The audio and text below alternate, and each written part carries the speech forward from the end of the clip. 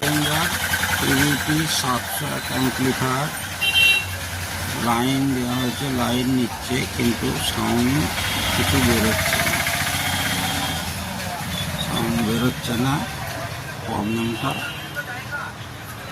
দেখছি কি আছে।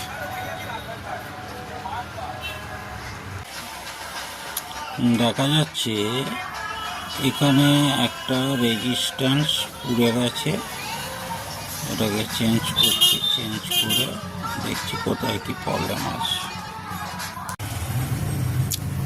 এই ট্রানজিস্টারগুলো ড্যামেজ হয়েছে, ওগুলোকে পাল্টে বোর্ডটার একটু কাজ হয়েছে, কাজ করে মেশিনটা টেস্টিং করে দেখাচ্ছি।